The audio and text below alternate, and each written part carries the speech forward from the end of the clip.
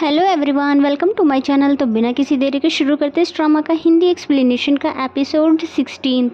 Episode के starting में हम देखते हैं कि सभी न्यूज़ चैनल पर बताया जा रहा होता है कि नेक्स्ट इनोवेशन कंपनी के यूजर्स का डाटा लीक हो चुका है। इसीलिए सभी लोग बहुत ही ज़्यादा गुस्से में हैं और ये देखकर वी बहुत ही ज़्यादा परेशान हो जाता है। भला ऐसा कर कौन सकता है। एंड देन नेक्स्ट सीन में हम देखते हैं कि चैनून भी उसी न्यूज़ को देख रहा होता है और वो भी परेशान है और लेकिन वो समझ जाता है कि इन सभी चीज़ों के पीछे तानिया है। लेकिन चैनून की मदर बहुत ही ज़्यादा खुश दिखाई दे रही थी। चैनून फिर कुछ सोचता है और फिर यहाँ से चला जाता है। दूसरी तरफ हमें वी को दिखाते हैं जिसको सब मीडिया वालों ने घेर रखा था और बहुत सारे क्वेश्चंस पूछ रहे थे, जिस पर वी ने बोला कि मैं इन सभी चीज़ों के लिए माफ़ी चाहता हूँ और लेकिन मैं ये ज़रूर पता लगाऊंगा कि ये सब हुआ कैसे। और ग्रैंडपा भी ये सब टीवी पर देख रहे थे, इसीलिए वो बोलते हैं कि अभी चैनोन और वी को बोलो कि मुझसे आकर मिले। एंड देन तान्या को देखते हैं जो कि ये सब देखकर बहुत ही ज़्यादा खुश थी क्योंकि ये सब उसने उसको फंसाने के लिए जो किया था। और फिर जैसे ही चैनून उसके पास आता है और गुस्से में पूछता है कि भला तुम इतना बड़ा कदम बिना मुझसे पूछे उठा कैसे सकती हो, जिस पे वो कहती है कि तुम बिल्कुल चिल रहो क्योंकि इसमें तुम्हारा कोई भी नुकसान नहीं होने वाला है, बल्कि इसमें सिर्फ वी का नुकसान है और वो देखना बहुत ही जल्दी रिजाइन कर देगा जब पब्लिक उसको रिजाइन करने के लिए कहेगी। तो ये सब सुनकर चैनून की मदर तो तान्या को शाबाशी देने लग जाती है और कहती है कि तुमने तो बहुत ही अच्छा काम किया। लेकिन चैनून बहुत ही गुस्से में चिल्लाता है क्योंकि तान्या ने जो काम भी किया है वो इलीगल है, क्योंकि इस मामले के बारे में अगर पुलिस को पता चला तो पुलिस उनको छोड़ेगी नहीं। और फिर पूछने लगता है कि तुमने जिस 2 प्रोग्रामर को यूज़ किया है अगर वो भी पकड़े गए तो बिल्कुल भी सही नहीं होगा।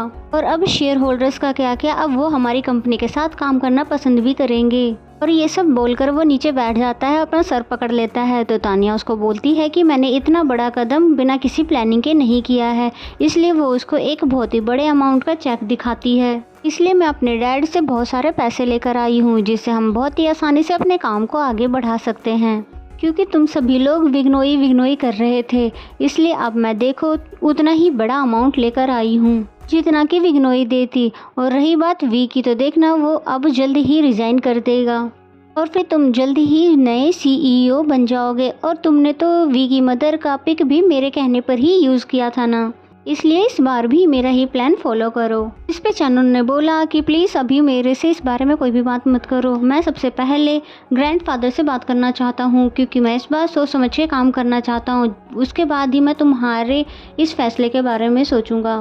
फिर यहाँ से चला जाता है। एंड देन हमें ग्रैंडफादर को दिखाते हैं जो कि गुस्से में थे कि यूजर्स के डाटा लीक कैसे हुए और शकी ने जैसे चैनून को देखते हुए बोलते रहे कि ये तुमने तो नहीं करवाई, क्योंकि सिर्फ वी के एप्लीकेशंस के यूजर्स का डाटा लीक हुआ है, ना कि तुम्हारे ऐप्स की। तो ये सुनकर तो वो बहुत ही बुरी तरह से चिढ़ जाता है कि भला आप मुझ पे शक कैसे कर सकते हो, इसमें तो सिर्फ वी की गलती है, इसकी वजह से ये सब हुआ है, इसलिए वी को आप कंपनी से रिजाइन कर देना चाहिए। फिर वी ने बोला कि सच में ये सब मैंने नहीं किया है और अगर मेरी वजह से यूजर्स को प्रॉब्लम हो रही है या उनका नुकसान हो रहा है तो मैं ज़रूर रिज़ाइन दे दूंगा। लेकिन मेरे इस कंपनी से जाने के बाद मैं तुमसे एक फेवर चाहता हूँ कि चैनोन तुम उस आदमी का ज़रूर पता लगाना जिसकी वजह से ये सब हुआ है। और फिर ये कहकर वो यहाँ से चला जाता है, जिसे ग्रैंडपा भी रोक नहीं पाते हैं क्योंकि अब सिर्फ यही एक रास्ता बचा है कि वे लोगों को शांत करवाने का। एंड देन हम कंपनी के बाहर बहुत सारे लोगों का भीड़ देखते हैं। इनके बीच से होती हुई मेरिन कैसे भी करके कंपनी के अंदर पहुंचती है और फिर वी से मिलती है। तो वी उसे बताता है कि मैं रिज़ाइन देने के लिए जा रहा हूं और अगर तुम चाहो तो अभी भी इस कंपनी में काम कर सकती हो, मैं चैनोन से रिक्वेस्ट करके तुम्हें कोई दूसरी पोजीशन दिला दूंगा। लेकिन मेरिन तो साफ मना कर देती है, ये बोलकर कि मैं हमेशा सिर्फ तुम्हारे साथ ही रहने वाली हूँ, फिर चाहे खुशी हो या गम। तो ये सुनते ही वी ने डायरेक्ट ही मेरिन को हक कर लिया, मेरिन को थैंक्स कहते हुए। एंड देन नेक्स्ट सीन में वो सभी के सामने आकर सॉरी कहने लगता है उन सभी यूजर्स को जिनके डाटा लीक हुए थे और फिर फाइनली अनाउंसमेंट कर देता है कि मैं CEO की पोजीशन को छोड़ रहा हूँ और उसके बदले अपने भाई चैनून को इस पोजीशन पर रख रहा हूँ ताकि यूजर्स मेरी वजह से नेक्स्ट इनोवेशन पे ट्रस्ट करना बंद ना करें। और फिर वी ने जैसे ही चैनोन को बुलाया तो चैनोन से पहले तानिया आगे आ गई और फिर स्टेज पर आकर अपना इंट्रोडक्शन देने लगी, जिसको बस चैनोन देखते ही रह गया और मेरिन और वी भी बहुत ही ज़्यादा हैरान थे। तभी चैनन की सेक्रेटरी ने उसके सामने आकर कहा कि आप स्टेज पर जाइए और तानिया को वहाँ से हटाइए। तो फिर चैनन भी ऐसा ही करता है, वो भी स्टेज पर आ जाता है, क्योंकि यहाँ पर चैनन को लोगों को विश्वास दिलाना था कि नेक्स्ट इनोवेशन की तरफ से अब कोई भी गलती नहीं होगी।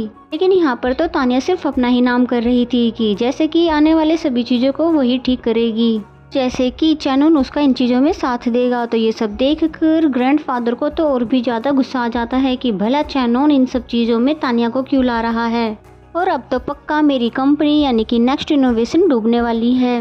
और फिर तभी उनके हार्ट में बहुत ही तेज का पेन होने लग जाता है, वो भी इतना ज़्यादा कि हम देख सकते हैं वो बिल्कुल भी ठीक नहीं है। लेकिन फिलहाल तो उन्होंने मेडिसिन लेके खुद को रिलैक्स कर लिया।